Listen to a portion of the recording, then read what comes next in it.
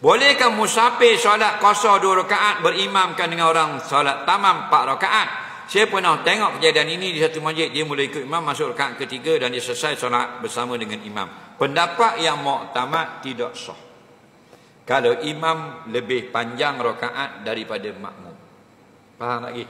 Jadi sebaiknya kalau kita ni nak semayang jamak, imam semayang tamam 4 rakaat, kita semayanglah 4 rakaat. Tak ada rugi apa pun. Kerana bukan wajib qasar. Faham lagi?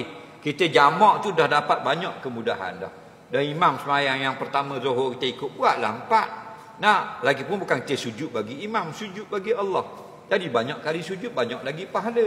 Nah, masuk semayang kita yang kedua, imam dah berzikir, kita semayanglah qasar. Dah nak qasar juga. Macam qasar tu fardu ain. Nampak tak? Kita ambil dah keringanan, dah jamak, ikut imam. Oh, rupanya imam di masjid ni semayang 4 rakaat. Kita semayang 4 rakaat. Faham? Bagi kita semayang 2, imam semayang 4, tidak sah. Okey, itu pendapat yang difatwa.